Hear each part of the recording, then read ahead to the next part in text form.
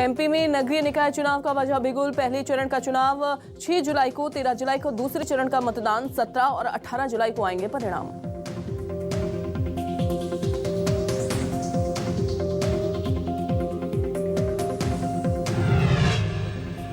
BJP अध्यक्ष JP Nadda का बड़ा बयान, कहा नेता पुत्रों को नहीं मिलेगा टिकट, सीएम चेहरे पर संसदीय बोर्ड करेगा फैसला, कार्यकर्ताओं को दिया जीत का मंत्र।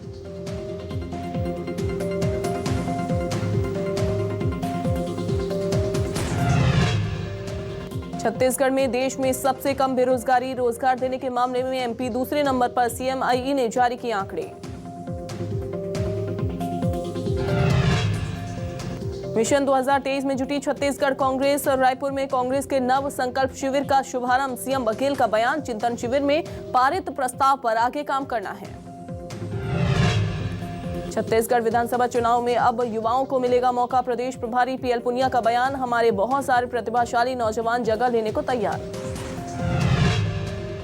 गरियाबंद में 50 लाख के हीरो के साथ बाप बेटे गिरफ्तार, पुलिस ने 745 नग हीरे के साथ गिरफ्तार किया। गरियाबंद से तस्करी कर ओडिशा जा रही थी दोनों। भोपाल के शाहपुरा में 3 मंजिला इमारत गिरी, एक मजदूर की मौत, सांसद साध्वी प्रज्ञा ने कहा दोषियों पर होगी कार्रवाई।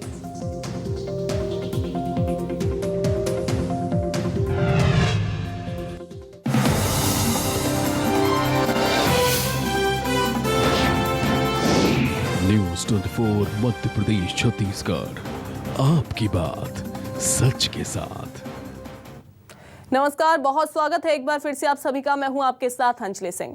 रायपुर से इस वक्त की बड़ी खबर का सबसे पहले रुख करेंगे। कांग्रेस नव संकल्प शिविर का आज दूसरा दिन है। आज 6 मुद्दों पर अलग अलग कमेटी बनाकर चर्चा होगी। आज उदयपुर चिंतन शिविर की घोषणाओं पर भी चर्चा होगी। संगठन विस्तार, संगठन के रिक्त पदों पर नियुक्ति, केंद्र सरकार के खिलाफ आंदोलन जैसे तमाम मुद्दे ऐसे होंगे जिन पर आज चर्चा की जाएगी।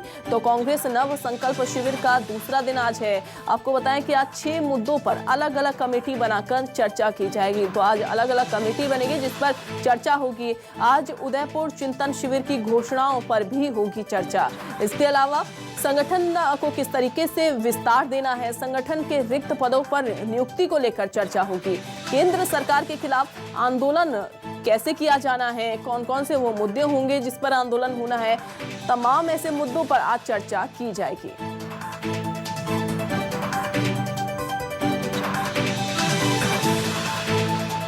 तो आज 6 अलग अलग मुद्दों पर अलग से कमेटी बनाकर चर्चा होनी है। आज उदयपुर चिंतन शिविर की घोषणाओं पर भी चर्चा होगी। शिवम हमारे साथ जुड़ गए हैं। शिवम, आज दूसरा दिन है कांग्रेस के नव संकल्प शिविर का। तमाम ऐसे मुद्दे होंगे जिन पर आज चर्चा होनी है कमेटी बनाकर।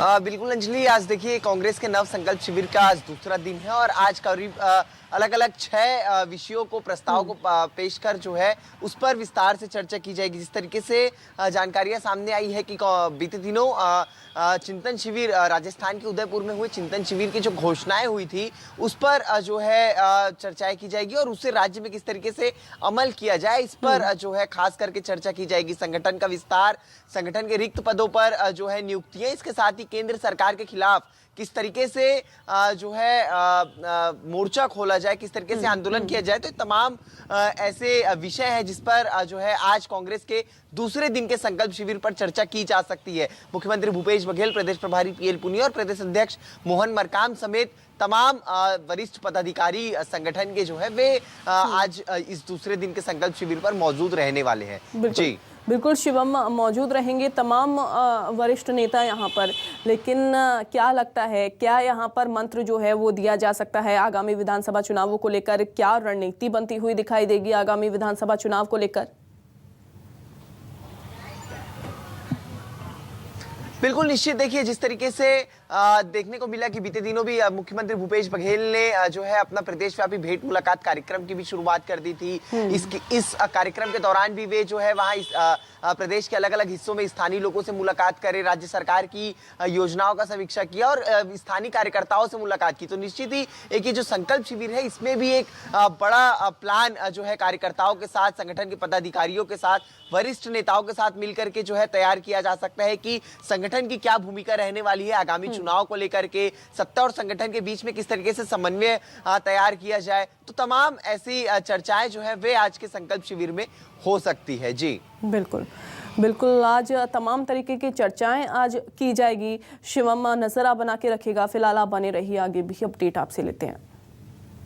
रायपुर से एक बड़ी खबर, आत्मानंद अंग्रेजी माध्यम स्कूल में इंटरव्यू जारी है। जी हां, बड़ी खबर आपको बता रहे हैं। आत्मानंद अंग्रेजी माध्यम स्कूल में इंटरव्यू जारी है। शैक्षिक और गैर शैक्षिक पदों के लिए इंटरव्यू जारी है। कल देर रात 9 बजे इंटरव्यू लिया गया। आज सहायक शिक्षकों के लिए इंटरव्यू होना है। शासकीय महिला पॉलिटेक्निक कॉलेज में ये आवेदन जारी है। तो कल देर रात भी 9 बजे इंटरव्यू लिया गया है। शिवम, लगातार इंटरव्यू का जो कार्यक्रम है वो चल रहा है अंग्रेजी माध्यम स्कूल में।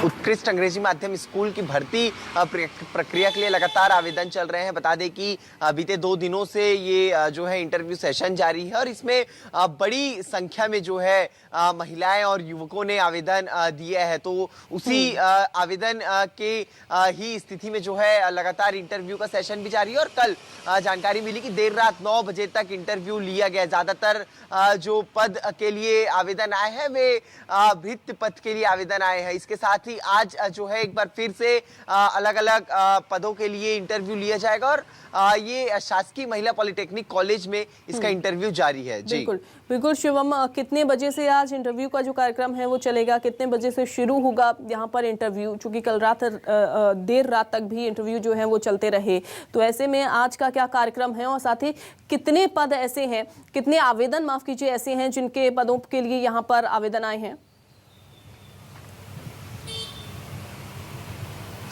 बिल्कुल अंजलि, तय कार्यक्रम के अनुसार लगभग 12 बजे से ये आवेदन और इंटरव्यू की जो प्रक्रिया है वो शुरू हो जाती है शासकीय महिला पॉलिटेक्निक कॉलेज में। और बताया जा रहा है कि जो रिक्त पद है जिन पर भर्तियां करनी है उससे करीबन 60% अधिक आवेदन जो है वो आत्मानंद उत्कृष्ट अंग्रेजी माध्यम स्कूल के लिए पाया गया है। ज्यादातर जो आवेदन पाए गए हैं, करीबन 45% आवेदन जो है वे भृत्य पदों की भर्ती के लिए पाए गए हैं। जी जी बिल्कुल बिल्कुल। तो आवेदन जो है आज आ रहे हैं, लगातार इंटरव्यू लगातार जारी है।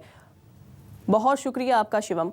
देश में सबसे कम छत्तीसगढ़ में बेरोजगार centre for monitoring Indian economy में ये आंकड़े जो हैं वो जारी किए हैं। CMIE ने 0.7% बताई छत्तीसगढ़ की बेरोजगारी दर। मई में छत्तीसगढ़ में बेरोजगारी दर 0.7% रही है। मई में राष्ट्रीय बेरोजगारी दर 7.1% थी। छत्तीसगढ़ में इस समय देश के सबसे कम बेरोजगार हैं। Centre for monitoring Indian economy यानी CMIE की ओर से जारी आंकड़ों के मुताबिक मई महीने में छत्तीसगढ़ में बेरोजगारी दर मात्र 0.7% रही। इस समय देश भर में सबसे कम बेरोजगारी दर है, जबकि मई में देश की बेरोजगारी दर 7.1% थी। छत्तीसगढ़ इस साल लगातार सबसे कम बेरोजगारी दर वाले राज्यों में शामिल रहा है। इस साल मार्च और अप्रैल महीने में छत्तीसगढ़ की बेरोजगारी दर 0.6। इसे लेकर राज्य के मुख्यमंत्री भूपेश बघेल ने ट्वीट किया है। उन्होंने लिखा कि छत्तीसगढ़ अब देश में सबसे कम बेरोजगारी दर वाला राज्य बन गया है। इसे लेकर मुख्यमंत्री ने बधाई भी दी। तो बधाई दी है मुख्यमंत्री भूपेश बघेल ने ट्वीट के जरिए। छत्तीसगढ़ अब देश में सबसे कम बेरोजगारी दर वाला राज्य बन गया है। मई माह में प्रदेश की बेरोजगारी दर 0.7% रही। वहीं देश की बेरोजगारी दर 7.1% है, जो बेहद निंदनीय है। आंकड़े CMIE द्वारा जारी किए गए हैं। प्रहलाद पटेल के जनसंख्या नियंत्रण कानून वाले बयान पर CM बघेल ने तंज कसा और कहा कि ये भी स्पष्ट करना चाहिए कि क्या कानून ला रहे हैं। ऐसे एक लाइन बोल देने से कुछ थोड़ी ना होता है, कैसे लाएंगे, क्या करेंगे, स्पष्ट करना चाहिए। प्रहलाद पटेल ने कहा था जनसंख्या नियंत्रण कानून जल्द आएगा, जिस पर तंज कसा है मुख्यमंत्री ने।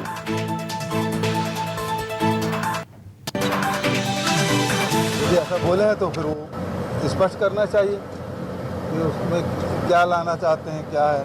एक लाइन बोल देने से बात तो बनेगी नहीं, उसकी ठोस कार्य योजना बनानी होगी और क्या योजना है उसके बारे में खुलासा होना चाहिए। छत्तीसगढ़ के कांग्रेस के नव संकल्प शिविर का शुभारंभ सीएम भूपेश बघेल ने किया। वहीं पर आपको बताएं कि संकल्प शिविर का शुभारंभ प्रदेश प्रभारी पीएल पुनिया ने भी किया। मौजूद रहे वहां पर मोहन मरकाम भी मौजूद रहे। संकल्प शिविर में चिंतन शिविर में लिए गए फैसलों पर चर्चा होगी। चिंतन शिविर में पारित प्रस्ताव पर आगे काम करना है, ये भूपेश बघेल की तरफ से कहा गया। जो दिशा निर्देश मिला है उसका पालन करना है। हमारे यहाँ तो अधिकांश विधायक अंडर 50 हैं। मोदी सरकार के 8 साल पूरे होने पर सीएम बघेल ने बयान दिया कि नोटबंदी, जीएसटी, लॉकडाउन मोदी सरकार की उपलब्धि। रसोई गैस, पेट्रोल, डीजल में वृद्धि ये उनकी उपलब्धि है।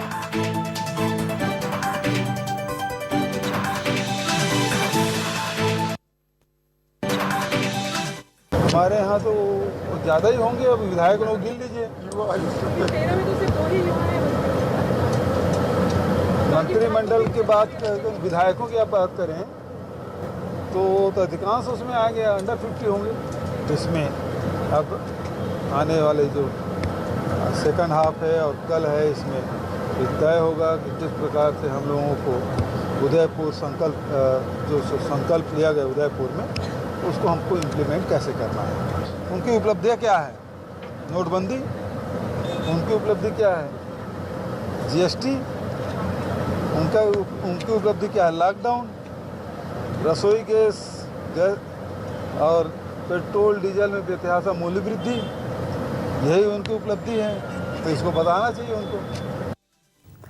रायपुर में कांग्रेस के नव संकल्प शिविर का शुभारंभ हो गया कल, और इसको लेकर स्वास्थ्य मंत्री टीएस सिंहदेव ने कहा कि उदयपुर में हुए चिंतन शिविर में लिए गए फैसलों को हर प्रांत में अमल में लाना है। टीएस सिंहदेव ने कहा कि कांग्रेस लोगों से बनी हुई पार्टी है, हम लोगों के बीच जाएंगे। संगठन में अगर कोई पद रिक्त है तो उसे 180 दिन में भरने का निर्देश है। वहीं कोई भी व्यक्ति एक पद पर 5 साल से ज्यादा नहीं रह सकता। किसी परिवार के एक से ज्यादा सदस्य को टिकट नहीं मिलेगा। इस बात का निर्णय भी किया गया।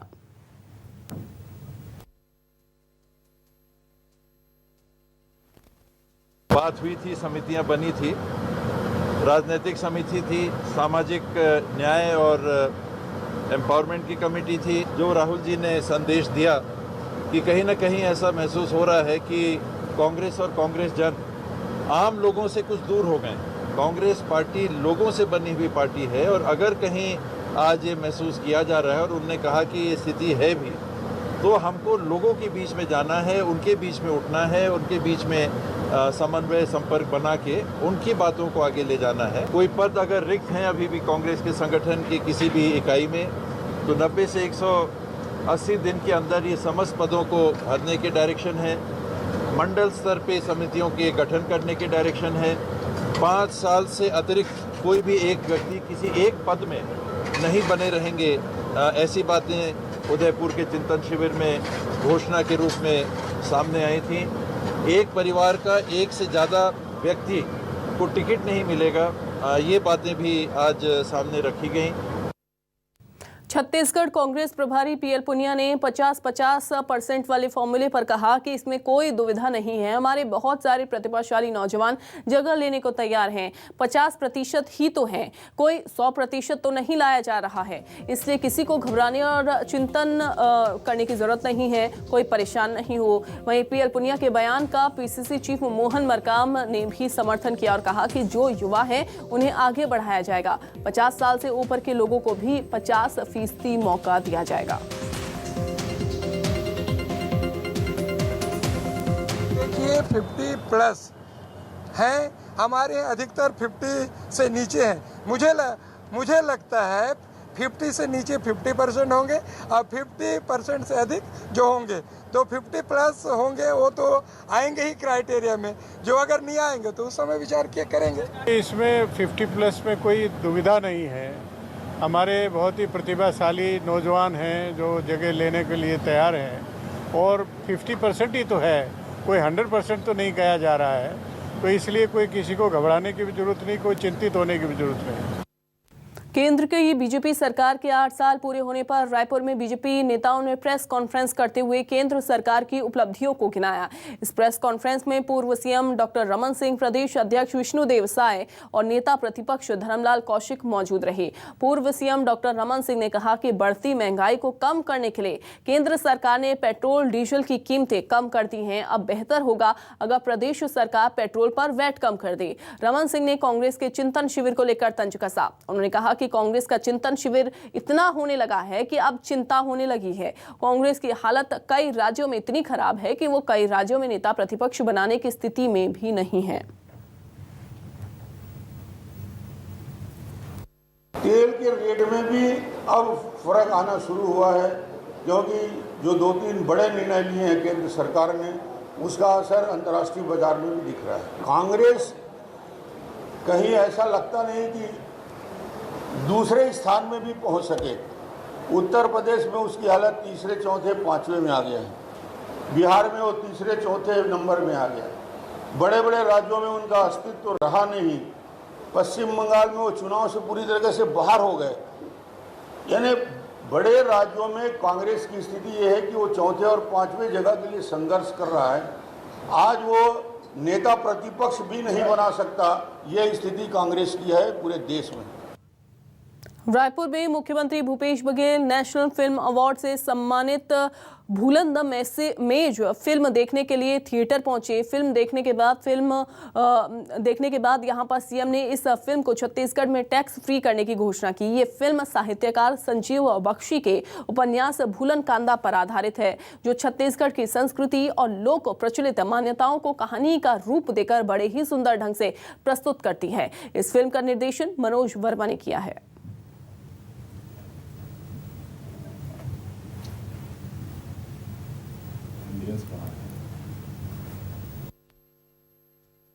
पिक्चर देखने की मिली है बहुत दिनों बाद, और कहानी भी है। कहानी जो छत्तीसगढ़ के जो ग्राम्य जीवन है वो इसी प्रकार से होता है जिसमें दिखाया गया है।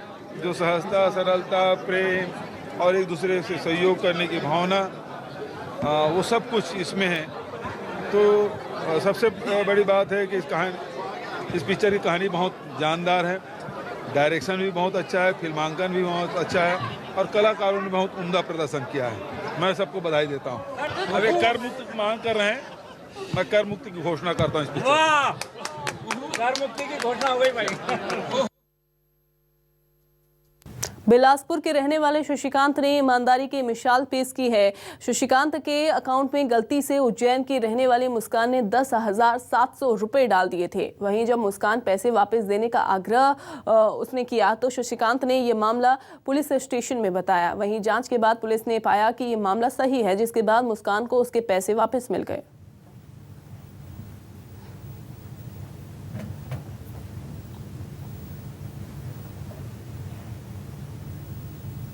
मैं 2-2:30 बजे की बात है, उज्जैन मध्य प्रदेश से फ़ोन आया कि भैया आपके अकाउंट में मेरा पैसा आ गया 10,700 रुपये। तो मैंने उनको बोला है कि मैं अभी ड्यूटी से छूटूंगा, चेक करके यदि आया होगा आपका पैसा तो वापस कर दूंगा। फिर मैं तुरंत सिविल लाइन थाना बिलासपुर गया, वहाँ टीआई साहब को बताया ऐसी बात है, फ्रॉड होता है मैं सब। तो उन्होंने वहाँ संपर्क किया, वो थाने में उज्जैन में। उनको भी मैं फ़ोन करके बोला आप थाना समीप के जाइए और बताइए ऐसा बात है। टीआई साहब लोग बात की आपस में और हम लोग को बोले कि दे दो, अकाउंट नंबर वगैरह मांग लीजिए और उनके अकाउंट में वापस कर दीजिए। दुर्ग में राज्यसभा सांसद सरोज पांडे ने शहर की समस्याओं को लेकर नगर निगम का घेराव किया। सरोज पांडे के साथ 5,000 से ज्यादा कार्यकर्ता इस प्रदर्शन में शामिल हुए। इसके अलावा 60 वार्डों की जनता भी प्रदेश में यहां पर प्रदर्शन में शामिल हुई। इस दौरान शहर में भीषण जल संकट और ठप पड़े विकास कार्यों को लेकर विरोध जताया गया। सरोज पांडे ने दुर्ग विधायक अरुण बोरा, मेयर धीरज बाकलीवाल और प्रदेश सरकार पर जमकर निशाना साधा।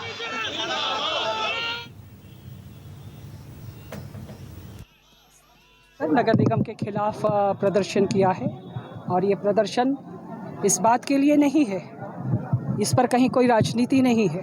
दुर्ग की जनता सच में कराह रही है। तालाब सूख गए, पीने का पानी नहीं है।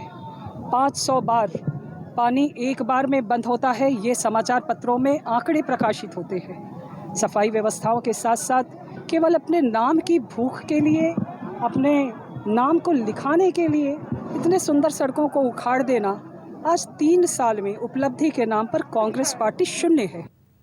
खबर राजनांदगांव से, जहां जनता कांग्रेस ने छत्तीसगढ़ राज्य के पहले मुख्यमंत्री अजीत जोगी की प्रतिमा स्थापित करने की मांग की है, जिसको लेकर कलेक्ट्रेट पहुंचे और जिला प्रशासन के नाम ज्ञापन सौंपकर प्रदेश के पहले मुख्यमंत्री अजीत जोगी की प्रतिमा स्थापित करने की मांग की। इस दौरान जनता जोगी कांग्रेस के जिला अध्यक्ष विष्णु लोधी सहित बड़ी संख्या में JCCJ के कार्यकर्ता मौजूद रहे। के द्वितीय पुण्यतिथि के उपलक्ष्य में जनता कांग्रेस छत्तीसगढ़ जिला राजनांदगांव के द्वारा स्मृति मार्च निकाल करके कलेक्टर साहब को ज्ञापन सौंपा गया है। ज्ञापन में हमारी पार्टी के द्वारा मांग की गई है कि माननीय अजीत जोगी जी छत्तीसगढ़ के प्रथम मुख्यमंत्री रहे हैं, इसलिए हमारे ज़िले में जोगी जी का स्टैचू लगाया जाए, मूर्ति की स्थापना शासन के द्वारा की जाए। इसकी मांग हमारी पार्टी के द्वारा की गई है। बालोद में आदिवासी समाज के लोगों ने प्रशासन के खिलाफ मोर्चा खोल दिया। बता दें कि आदिवासी तेंदुगोंदी गांव में हुई घटना में आरोपियों की गिरफ्तारी की मांग को लेकर धरना प्रदर्शन कर रहे हैं। मामले को लेकर आदिवासी समाज के लोग SP से मिलने पहुंचे, जहां पर उन्हें गेट के बाहर ही रोक दिया गया, जिसके बाद नाराज आदिवासियों ने प्रशासन के खिलाफ जमकर नारेबाजी की। वहीं मांग पूरी न होने पर आदिवासियों ने प्रदेश स्तरीय प्रदर्शन की चेतावनी दी। बिलासपुर के हसदेव जंगलों को बचाने के लिए शहरवासियों ने स्वरपुर रैली निकाली। लाल बहादुर शास्त्री स्कूल मैदान से शुरू होकर ये रैली कलेक्ट्रेट पहुंची, जहां लोगों ने मुख्यमंत्री के नाम कलेक्टर को ज्ञापन सौंपा। इस ज्ञापन में उन्होंने मुख्यमंत्री से हसदेव अरण्य क्षेत्र के कोल ब्लॉक की दी गई अनुमति निरस्त करने की मांग की। उन्होंने कहा कि हसदेव का जंगल उजड़ने से लाखों लोग प्रभावित होंगे और शहर की पेयजल आपूर्ति भी प्रभावित होगी। जान देने को भी तैयार हैं। उसी पेड़ का ऑक्सीजन लेते हैं, उसी पेड़ के भरोसे हमारा पानी है, बांगो डैम है, उसी के भरोसे हमारी खेती है। जांजगीर चांपा को कटोरा बोलते हैं धान का, तो वो खाली कटोरा हो जाएगा अगर हसदेव अरण्य कटेगा। और कोयले का डिपॉजिट हसदेव अरण्य को छोड़ के भी कई जगह है, पर ये अडानी के साठगांठ के कारण इसके पीछे पड़ गई है केंद्र सरकार और राज्य सरकार, जो वादा खिलाफी है, और हम चुप नहीं बैठेंगे। खबर कांकेर से, जहां सी मार्ट का काम तेजी से चल रहा है। 50 लाख की लागत से बनाए जा रहे सी मार्ट का 3 जून को CM भूपेश बघेल उद्घाटन करेंगे। सी मार्ट में महिला समूहों के तैयार किए गए हस्तशिल्प कलाकृतियों के अलावा दैनिक उपयोग के सामान और खाद्य सामग्री भी उपलब्ध होगी। सी मार्ट खुलने से महिला समूहों को अपना उत्पाद बेचने के लिए प्लेटफॉर्म मिलेगा। वहीं सी मार्ट का संचालन बिहान योजना के अंतर्गत कांकेर की कनकेश्वरी महिला समूह की ओर से किया जाएगा। जो अभी सी मार्ट खुला है, शहर में देखते थे बड़े बड़े डी मार्ट खुला था, उसमें सब जाते थे, लेकिन हम अपने कांकेर ज़िले में छोटा सा सी मार्ट खोले हैं। उसमें सभी प्रकार के हमारे समूह वाली दीदी व्यंजन है, ठेठरी खुरमी है और बांस के शिल्पकार हैं, मंदरस है, और जितने भी समूह के हल्दी मिर्च धनिया मसाला है, जैविक से खेती कर रहे साग भाजी है, जो हम अपने सी मार्ट में पूरा लाके उसका बिक्री करेंगे। और सभी हमारे जो कांकेर जिला के जितने भी हैं अगल बगल से हैं, सब आके हमारे सी मार्ट में खरीदी करके अपना खुद देखेंगे कि हमारे लोक संस्कृति कला के कैसे कैसे हैं।